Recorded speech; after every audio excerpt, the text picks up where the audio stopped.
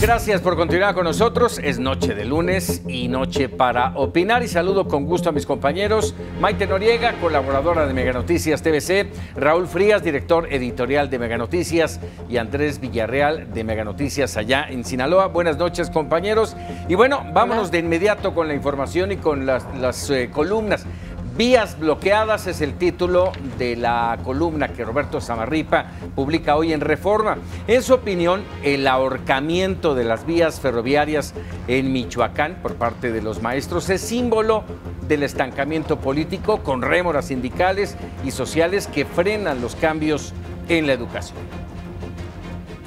La descentralización educativa del 92 pretendía una mejora de servicios y buscaba un mayor compromiso de gobernadores con la educación, dotándoles de recursos. Tenía un propósito oculto, la pulverización del sindicato de maestros que encabezaba el Baester Gordillo. Al final, ninguno de los propósitos resultó. La educación se estancó, los dineros públicos fueron mal usados y Gordillo se fortaleció, animando incluso la derrota del PRI en las urnas. El financiamiento educativo se basó al final en propósitos políticos sindicales.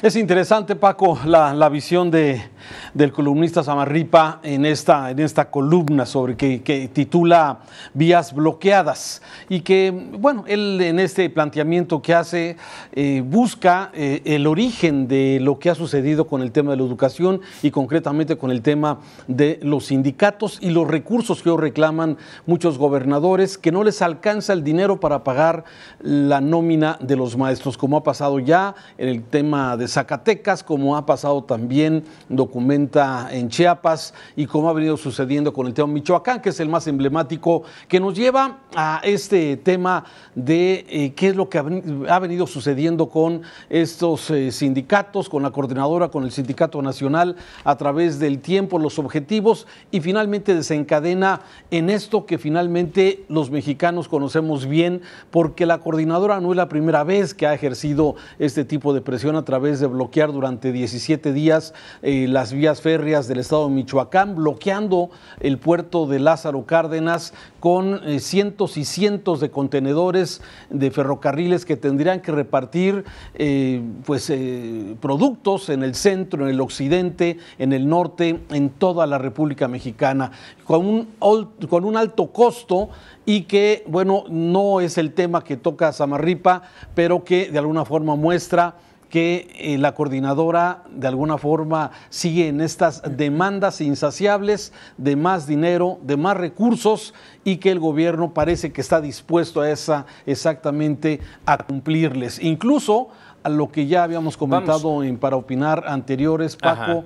Es precisamente el tema de la falta de aplicación de la ley con estos bloqueos. Así es, y no estamos viendo nada nuevo, simple y sencillamente estamos reciclando algo que hemos venido repitiendo a lo largo de muchos años, con la creación de estos poderes sindicales, de estas ligas políticas entre sindicatos y los funcionarios, los gobiernos locales, estatales y municipales, y que finalmente terminan por lastimar y ejemplificar el poder que tiene este Frankenstein que es el sindicalismo.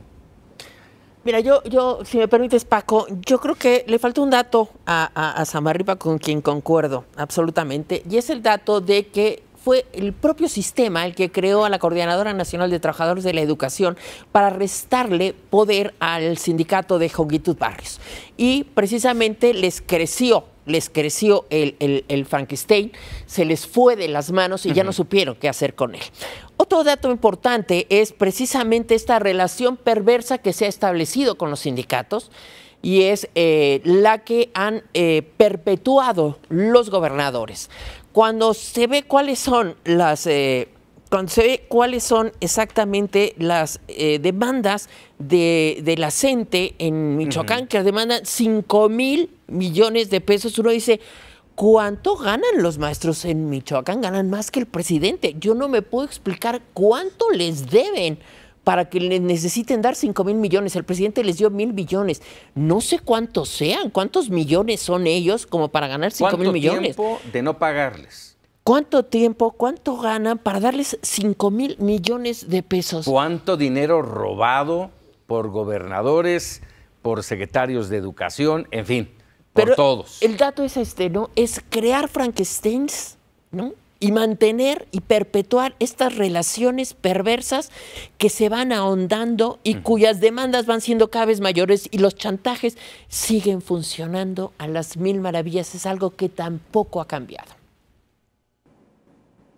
Y es que también hay que decir que en los estados se estuvieron firmando ampliaciones del contrato colectivo de los trabajadores de la educación, en muchos de los casos realmente incomprensibles. Se empezaron a otorgar canonjías dependiendo la disposición que tenía el gobernador en turno o el compromiso que tenía el gobernador en turno con estos liderazgos regionales, porque normalmente se habla mucho del Bester Gordillo y los muchos años que estuvo al frente del CENTE, o antes con Gitud Barrios, igualmente muchos años al frente del CENTE, pero hay al menos unos 15 liderazgos regionales sumamente tan fuertes en sus regiones como lo era el Bester Gordillo en todo el país. Y es ahí justamente donde podemos dar como la panorámica general de lo que ocurre en el país solo con el CENTE. Pero digamos, eso es lo de fondo. A mí me parece que la coyuntura en este momento y con los bloqueos que hizo la CENTE están surgiendo situaciones que hay dos posturas en las cuales alguien, el primer grupo, digamos, insiste en atacarlo con la fuerza pública. Y hay un grupo que es, digamos, lo que piensa Andrés Manuel López Obrador, de no usar la fuerza pública para que no se piense que se está reprimiendo alguna petición social. Claro que ya sabemos que algunos de estos movimientos están completamente salidos de cauce. El bloqueo de las vías ferroviarias nos habla claramente de que eso está ocurriendo en algunos puntos, pero el país tiene focos de esos por decenas. Hablábamos también la semana pasada, por ejemplo, de estos grupos que están solicitando en el norte, en las maquilas, un incremento sustancial de los salarios, que igualmente están diciendo este es el momento, esta es la coyuntura adecuada para eso. Y ahí me parece que con las herramientas que actualmente ha mostrado el gobierno federal es insuficiente para conciliar esta situación, porque hay quien dice falta operación política. Yo creo que es más que operación política, es más incluso que solamente mandar la fuerza pública para reprimir esta situación, va mucho más allá y se tiene que encontrar una fórmula para darle respuesta a todos. Pero parece que la coordinadora ya tomó la medida y ahí coincido con Maite en lo que dice, en este Frankenstein que se ha convertido en un devorador de recursos públicos a través de muchos años y que pareciera que la muestra solamente va a ser arreglándolo todo con billetes, además de la falta de operación política que ha existido, pero lamentablemente esto ya empezó a contaminarse, ya los maestros de la sección 22 en Oaxaca también ya están sin clases, bueno, y que aquí no hemos hablado de ese daño que se ha generado durante mucho tiempo. Sí, los alumnos, Paco, los niños que dejan de ir a las clases en Michoacán, en Oaxaca, en Chiapas, y este ambiente que empezamos a ver enrarecido porque, bueno, pareciera que, bueno, si otros sindicatos que también han tenido demandas importantes no se, o se le está atendiendo a base de billetazos, pues entonces el caminito está muy bien puesto. Yo no creo en que todos los organismos sindicales sean de buena voluntad. Entiendo el tema de los maestros de Michoacán que no cobraban su quincena desde enero. Me parece una situación delicada, grave, que falta, desde luego, imagínate no recibir tu quincena, me parece que es algo delicado. Pero más allá de eso, los bonos que están solicitando, las plazas automáticas y todo ese pliego petitorio que año tras año la coordinadora ha venido pidiendo y que muchos gobernadores simplemente doblaban las manitas y simplemente hacían lo que decía la coordinadora. Hoy estamos viendo que ceden a eso. Y no estamos tomando en cuenta que muchos gobernadores, como es el caso de Silvano Aureoles, se lavan las manos, avientan el paquete y dicen, yo no puedo, háganle como quieran al gobierno federal. Vamos a hacer una pausa y regresamos. Que el gobierno federal lo resuelva. Así es. Regresamos aquí para opinar. Déjeme rápidamente, antes de entrar a la siguiente columna, nos quedó aquí rondando el tema sobre esta situación de los maestros en Michoacán y lo comentábamos hace un momento con Maite Noriega. A ver, En la columna que trabaja Samarripa, habla de lo que dijo Otto Granados, el anterior secretario de Educación, ya prácticamente en su salida, señalando a gobernadores que habían usado y abusado del dinero de los maestros. Y aquí mi pregunta es, ¿por qué no lo dijo antes? ¿Por qué no también habló de lo que como secretario de Educación Pública hizo para evitar este tipo de situaciones? Y la tercera pregunta, que esta es la que les hago a ustedes, ¿dónde está el secretario de Educación actual en este tema? No ha aparecido prácticamente, más que la reunión que tuvo por ahí del jueves con los maestros. Como tampoco ha aparecido la Fiscalía General de la República con una carpeta de investigación, tampoco ha aparecido el secretario de Comunicaciones y Transportes por la violación a las vías generales de comunicación. Y hay un paro magisterial de un mes que lo comentaba Raúl hace un momento. Y lo que decía, ¿por qué Otto Granados no lo hizo? Porque tuvo que haber presentado denuncias y el sistema de tapaderas en el sistema político mexicano funciona de maravilla y seguirá funcionando. Sí, sí, sí. Raúl. Y a mí me parece que tampoco el actual gobierno con Esteban Moctezuma ha dado muestras reales de cuál será la política en este tema. Pareciera como si no entienden todavía lo que está ocurriendo y que al llegar de sopetón al gobierno, pues pareciera que no entienden muy bien cuáles son las rutas o las líneas generales para reaccionar en cada uno de los temas. Y extraña más de Esteban Moctezuma porque en teoría debería tener la experiencia política, ocupó durante unos meses el cargo de secretario de Gobernación con Ernesto Zedillo, entonces debiera más o menos conocer en términos generales qué ocurre ahí. Y fue subsecretario de Educación. Bueno, lo que pasa es que estamos perdón, pero es que estamos en estos 66 días de la Cuarta Transformación. Esto ha sido un bandaval de información todos los días. Va tan rápido y son tantas las propuestas, son tantos los programas, son tantas las ocurrencias que hay todos los días en las mañaneras del presidente, sí que no da tiempo ni siquiera de analizar. Y no sé si el gabinete esté trabajando al mismo nivel que el presidente. De hecho, hoy se habla de una reunión del gabinete en Palacio Nacional, sí, pero la pregunta es, ¿dónde está Esteban Moctezuma? ¿Dónde está el secretario de Comunicaciones? ¿Dónde está la secretaria de Gobernación operando todo lo que me imagino debe estar ocurriendo? Esteban Moctezuma, han sido muy desafortunadas las frases, por ejemplo, de maestros de inglés que no sepan inglés. Porque no hace falta. No me quiero imaginar, pero... Oye, pero si así nos vamos con todo lo que se dice, el boletín de la Secretaría de Cultura, y no quiero enfocarme solamente a buscar lo malo, porque a veces pareciera que nada más estamos haciéndolo. hay la comentocracia, a veces pareciera que nada más está buscando a ver qué.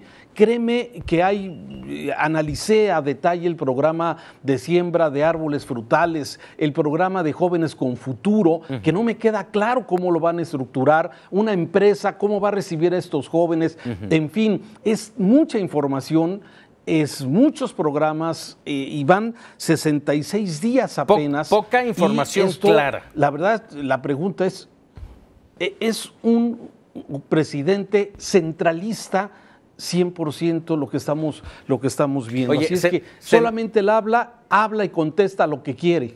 Centralista en él mismo. Pero bueno, vamos a tocar otro tema. Alejandro Ope publica hoy en el Universal su columna Una estrategia de corta y pega o copy-paste. En ella habla del documento que Alfonso Durazo, el titular de la Secretaría de Seguridad y Protección Ciudadana, entregó el viernes pasado al Senado. Se trata de la Estrategia Nacional de Seguridad Pública, que de plano no le gustó ni tantito a Alejandro Ope y explica por qué merece el bote de la basura.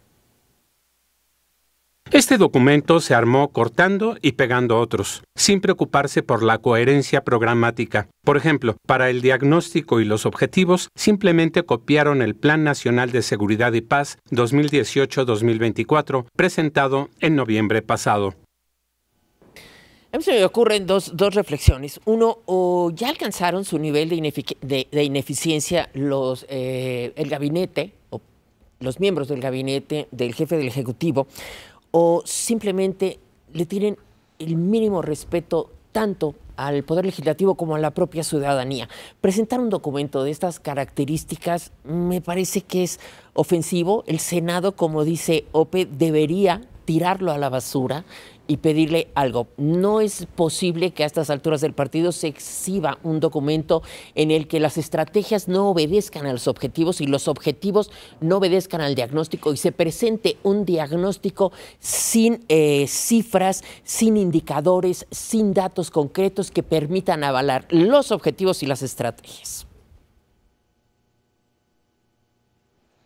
A ver, lo más grave, permíteme, Maite, Paco, me parece... a... Mira, si el Adelante, Raúl. Si fuera el comentario de Raúl Frías, pero lamentablemente es de Alejandro Ope, un especialista en cuestiones de seguridad, y que él califique este documento que para mi gusto debería haber sido el documento clave de esta administración, porque el tema de la inseguridad lo tocamos en muchísimas ocasiones, luego, bueno, desde antes de la campaña, en el triunfo del presidente López Obrador, y durante este tiempo de transición hasta el 1 de diciembre que protestó como presidente, era el tema más sentido, el tema de la seguridad. Me llama mucho la atención que este hombre especialista en seguridad sí haga este planteamiento de que el proyecto que presenta la Secretaría de Seguridad al Senado para que hagan las modificaciones legales pertinentes, para que aplique por ejemplo, el tema de flagrancia, las detenciones, cuándo sí, cuándo no, y todo lo que es la conformación de esta Guardia Nacional, escrito, no lo he revisado, pero lo que dice Ope, y le creo, es que está para tirarse a la basura. Me parece delicado que sea el nivel de improvisación en un tema tan sentido como es el de la inseguridad para todos los mexicanos. Sería una desgracia.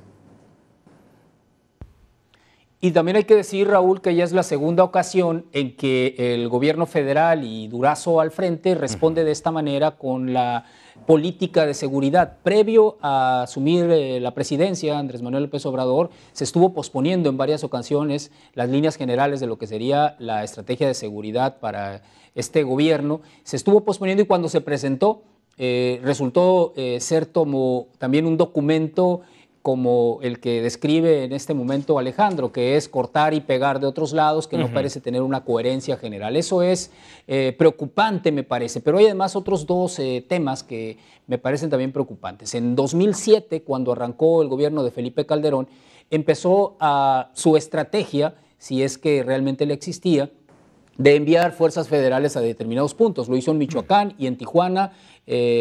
Apenas pasaba un mes de su mandato cuando ya había 3,000 elementos de las fuerzas federales en ambos estados, tanto en Michoacán como en Baja California. Ahora Andrés Manuel López Obrador hace el anuncio, la semana pasada, de que enviarán a 1,800 elementos a la ciudad de Tijuana y otros tantos a Guanajuato, que son dos de los puntos donde se han incrementado de manera sustancial los homicidios en los últimos meses.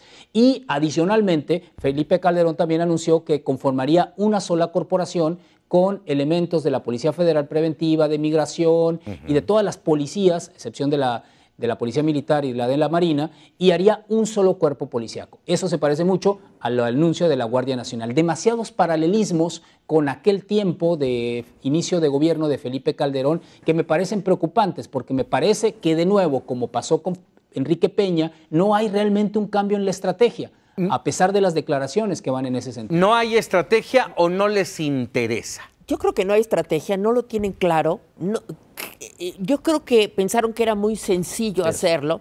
Me parece que han estado minimizando la realidad del país, que no se han dado cuenta de cuál es la trascendencia, de lo importante que es esto. Y en un país con el nivel de violencia que tenemos, con la cantidad de muertos y desaparecidos que tenemos, con el índice de homicidios que tenemos, el que un secretario de Seguridad Pública presente un documento de este tipo me parece una irresponsabilidad de lesa humanidad, si es que eso existe. Y dentro de esto mismo, hoy y además, en la mañana... Paco, yo creo que hay otra... Adelante. Yo creo que hay otra línea general ahí que también la anunció Andrés Manuel la semana pasada. Él la llamó el plan 80-20. 80% de la estrategia de seguridad recae o se sienta en la política social y el otro 20 sí tiene que ver con la seguridad. Él lo llamó el plan 80-20, que también tú dices, ¿hay o no estrategia? Yo creo que más bien la estrategia está de seguridad, se quiere afianzar demasiado en la política social, le está apostando demasiado a que entregando este dinero a ciertos grupos vulnerables de la sociedad, no va a haber de dónde se alimente, digamos, los grupos de la delincuencia organizada, pero podría ser una falla estrepitosa eso. Sí, y ¿por cuánto tiempo se va a entregar este dinero y por cuánto tiempo va a ser factible que ese dinero evite que los jóvenes caigan en las garras del crimen organizado? La inseguridad genera más pobreza de la que quiere reconocer el jefe del Ejecutivo. Si regalas dinero y no combates la inseguridad, estás tirando todo a fondo perdido, y me parece una necedad en un país con las carencias como las que tenemos y el nivel de violencia como el que tenemos. Raúl. Sí, y bueno, simplemente para finalizar de mi parte con este tema, el presidente menciona en los datos que él señala la semana pasada que ya se habían registrado menos homicidios un día. 60 homicidios sobre los 80 que se venían presentando en promedio en este país.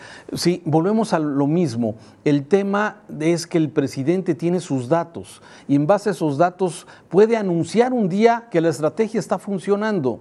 Sin embargo, bueno, ya vimos, diciembre fue el año con más homicidios registrados hasta el momento de las últimas décadas. No sé cómo va enero, porque ahora resulta que los datos, bueno, son ellos los que los van a concentrar a través de la Secretaría de Seguridad Nacional.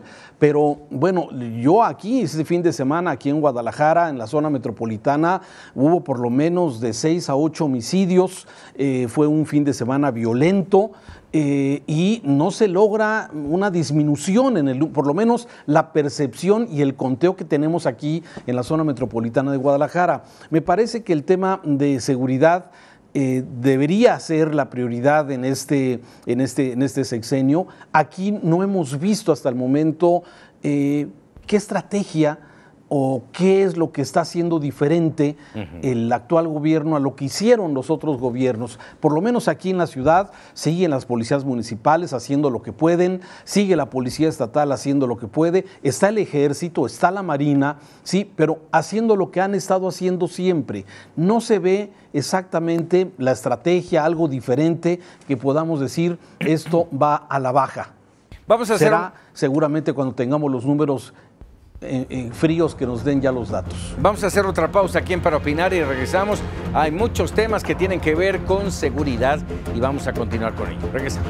Si les parece, retomamos ahora la columna Amnistía para el Chapo Guzmán de Ricardo Rafael en el periódico El Universal. En ella nos recuerda que para el presidente López Obrador la detención de los capos de la droga no es la función principal de su gobierno. Ya se acabó la guerra.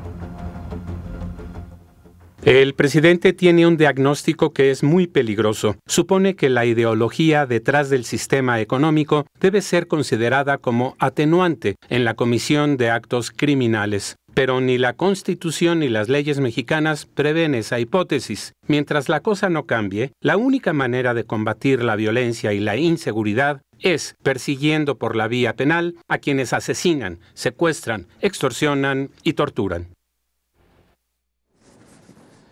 Este tema justamente está íntimamente relacionado con lo que hablábamos en el bloque anterior, es decir, en la política del gobierno de Andrés Manuel López Obrador en materia de seguridad pública. Y ya lo habíamos comentado en varias ocasiones que había ahí como un hoyo negro, como que no lo explicaba a cabalidad Andrés Manuel López Obrador, y seguimos básicamente en lo mismo. La estrategia de seguridad enviada al Senado por parte de la Secretaría de Seguridad Pública no marca una diferencia. Todos hubiéramos esperado un elemento básico, un documento que fuera disruptivo, novedoso, de grandes alcances, que se pusiera metas.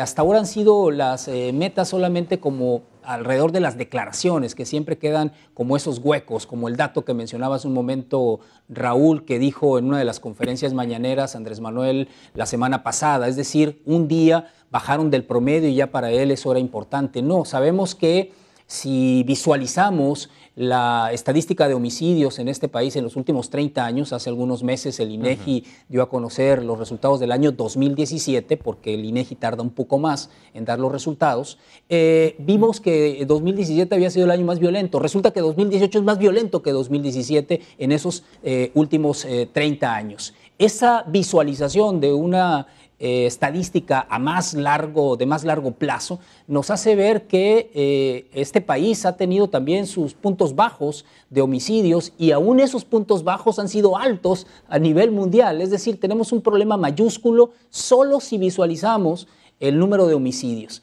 Pero si ahora no entendemos muy claramente cuál es la estrategia contra las organizaciones del crimen, ya no diría solo del narcotráfico, hay que verlas como organizaciones que abarcan muchos otros delitos. Y sí es muy importante conocer cuál es la acción de la autoridad, de la Fiscalía o del Gobierno Federal o de la Policía Federal o del Ejército en este rubro. Líneas generales, claras, para que el ciudadano entienda qué es lo que se está haciendo contra esas organizaciones que, por ejemplo, el día de hoy, Raúl ya lo debe tener mucho más fresco, da a conocerse un reportaje en el cual el Cártel Jalisco Nueva Generación, por cierto, una investigación de Diego Petersen, colaborador de Mega Noticias, donde entrevistan a un joven que logró salirse después de haber sido capturado por el Cártel Jalisco Nueva Generación y prácticamente llevado como un esclavo a la Sierra de Jalisco. Casos como ese en este momento ocurren y los promueven las organizaciones del crimen. Claro, creo que ahí hay un faltante muy grave por parte de este gobierno.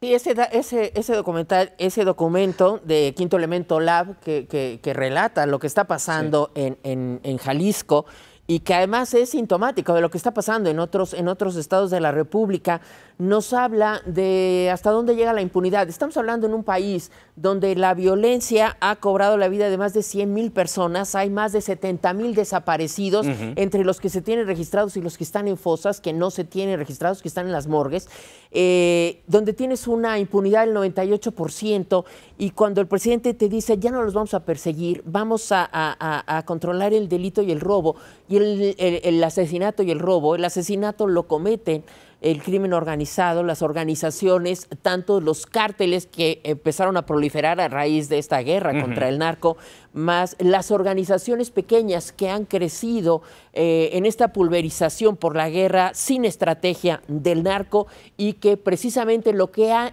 hecho es empobrecer a los pueblos a partir de el cobro del derecho de piso, sí, claro, a partir de las extorsiones, a partir de las desapariciones de los jefes de familia. Entonces, cuando el presidente te dice que le va a apostar a la política social y no a la seguridad, a mí me aterra, porque la mejor política social de todos los países es la seguridad y no el regalar dinero para comprar lealtades. A ver, déjenme preguntar esto. ¿Ese se acabó la guerra, Raúl, es un mensaje? Bueno, a ver, creo que falta que se precise, como bien decía Andrés hace un rato. Todos los que he leído, desde Raimundo Rivapalacio, o sea, todos los, digamos, los que tratamos de leer entre líneas lo que trata de decir el presidente, es que está mandando un mensaje claro de que no se va a combatir ya y se va a hacer esos recursos para buscar al Mencho y para buscar a todas las cabezas del crimen organizado. Pero será un mensaje para ellos. Bueno, es que, a ver, existe esa, hay quien así lo ha entendido, Paco. Y eso sería muy lamentable que fuera así. Hoy hacen referencia a este artículo que publica Diego Petersen de estas entrevistas a jóvenes que fueron buscando una chamba porque en Facebook se anunciaba trabajo en Guadalajara y era supuestamente para alistarse como custodios, y resulta que los secuestraban y se los llevaban a un campamento de entrenamiento y los tenían virtualmente secuestrados, y los que no querían los mataban. O sea, a ver, esto de alguna forma me parece que si el principio es no vamos a perseguir porque a los capos del narco porque no es nuestra función y queremos seguridad, me parece que hay un diagnóstico erróneo, una lectura equivocada para dejar que esto siga caminando, o volveremos a ese tiempo en donde a lo mejor la estrategia, pero estamos imaginando, Paco, ese es el problema. Exacto. Que los narcos sigan con su negocio, La paz narca. que bajen las armas, como dice... exactamente, que dejen de matarse entre ellos y que de alguna forma sigan con su negocio y nosotros vamos a buscar la paz. Me parece que el presidente tendría que definir exactamente a quién manda este mensaje. Dejamos de perseguir a los narcos, a las cabezas de los narcos. Hoy entiendo que hay muchas herramientas que no se han utilizado en su totalidad, por ejemplo, como el tema de congelar sus cuentas, congelar los ranchos, congelar los hoteles, los negocios, todo eso que de alguna forma no se ha hecho, porque muchos de lo que se les decomisaba a los narcotraficantes lo recuperaban luego de juicios legales. Claro. A ver, eso lo sabe todo mundo. Déjenme añadir 2 puntos más, Raúl. El mensaje tiene también, según mi juicio, el desaparecer una palabra, un término que ha lastimado mucho en los últimos 3 administraciones. Guerra. La palabra guerra que ha lastimado. Y la otra es, y la otra tiene que ver en el entorno de decir, a ver, yo te dejo trabajar, me dejas en paz y lo que ha salido del juicio del Chapo Guzmán, no lo toco, no lo investigo y no lo persigo. Yo creo que aquí tocaste un punto muy importante. La declaración precisamente del jefe del Ejecutivo ocurre en el momento en que termina el juicio del Chapo Guzmán. Un juicio en el que salieron al descubierto una serie de corruptelas. Al más alto nivel. Al más alto nivel, en lo que aparecen altos funcionarios. Llámese presidentes. Altos presidentes de la República y otro tipo de funcionarios, lo que obligaría al gobierno a investigar a fondo, a pisar callos y podría pisar callos que incluso llegaran a tocar intereses vinculados, estoy hablando de una especulación, podrían llegar a intereses vinculados con el actual régimen. A mí esto me parece que genera suspicacias, el hecho de que esta declaración ocurra después del juicio del Chapo. Y lo otro más importante también es que no basta con que declare oficialmente concluida la guerra contra el narco. Adelante, Raúl. Por eso. No, me refiero, Paco, cada quien entiende diferente este mensaje. Maite tiene toda la razón, Andrés tiene razón, tú mismo que estás planteando, me parece que es exactamente lo que no es claro, en este mensaje. Sí, están el Mayo Zambada, el Mencho, deben estar tranquilos porque ya no se les va a perseguir, a pesar de que hay una orden y desde hace muchos años contra el líder del cártel Jalisco Nueva Generación, que tiene años que no lo han capturado. ¿Sí? ¿Y esto qué significa? ¿Que ya se acaba la guerra o es la palabra o es una simulación o es una cosa lo que se dice y en realidad pasa otra? La verdad es que quedan muchísimas dudas sobre todo esto. Bueno, y déjame nada más querer aprovechar, sí, vale la pena. Hoy me sorprendió al subsecretario de Gobernación, Alejandro Encinas, sí, un hombre que parece, y a diferencia de otros secretarios, que traía muy claro lo que hoy iba a anunciar, ¿no? 40,000 desaparecidos en la cuenta que tiene el gobierno, 45,000. Sí, más de 400. Desaparecidos, 1,100 fosas, 26,000 cuerpos sin identificar. Una cosa tremenda, una desgracia para este país. Y bueno, me parece que dentro de lo que anuncia hoy Alejandro Encinas, y hablando un poco del tema de seguridad, me parece que es uno de los funcionarios que ha logrado ahora presentar un diagnóstico más o menos claro, definido y con acciones a seguir. ¿Sí? Vamos a ver, me parece, y sí lo quiero hacer mención, porque el director de Pemex nos ha dejado pues en una muy mala experiencia, además de los altos costos que han tenido sus decisiones en tema de Pemex, y hemos visto la falta de operación de la misma Secretaría de Gobernación, hemos visto también la Secretaria de Energía perdida dentro de los números, y en fin, la verdad es que sí me dio por lo menos gusto ver a alguien, un funcionario que se ve que ha hecho la chamba, que le entiende de qué se trata y acciones en contra para buscar los desaparecidos y lograr con esa inquietud que hoy lo publica bien este reportaje que estábamos comentando, sí, del dolor de por lo menos 15 personas que sus hijos quedaron muertos y enterrados, quemados en Tala, Jalisco, porque no quisieron obedecer las instrucciones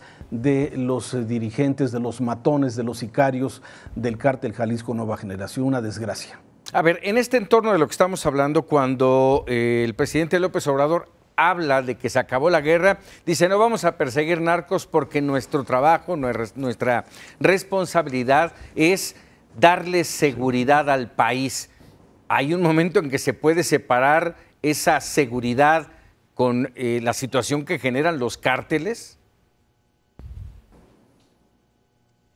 No, al contrario, están sumamente vinculados, ¿no? Este asunto, más si tomamos en cuenta que el más alto porcentaje, algunos análisis señalan que entre el 85 y el 87% de los asesinatos, de los homicidios de este país tienen de alguna u otra manera vínculos con organizaciones delictivas o con negocios de drogas. Si lo vemos así, pues es mucho menos, es más cercano ese vínculo de lo que tú estás preguntando, Paco. De ahí queda bastante claro que tiene que definir este gobierno de qué está hablando cuando dice eso Andrés Manuel López Obrador. Yo creo que sí tiene que ver con tratar de eliminar la palabra guerra. Lo intentó ya durante 6 años Enrique Peña Nieto. La narrativa fue muy distinta durante el gobierno priista, pero no lo logró y los datos ahí están. Esa guerra continuó durante los 6 años de Peña también, y hasta este momento, en estos 2 meses de Andrés Manuel López Obrador, no se ha detenido. La narrativa no cambia la realidad. No, por supuesto. No, por supuesto. Hasta aquí esta noche para opinar. Como siempre, agradezco a mis compañeros Maite Noriega, Raúl Frías Paco. y Andrés Villarreal por sus comentarios. Y bueno, por supuesto a usted, por su compañía, por darnos la oportunidad de darle esta opinión de Mega Noticias TVC. Vámonos con los memorables y les recuerdo, mañana es martes para opinar con Raúl Frías. Muy buenas noches.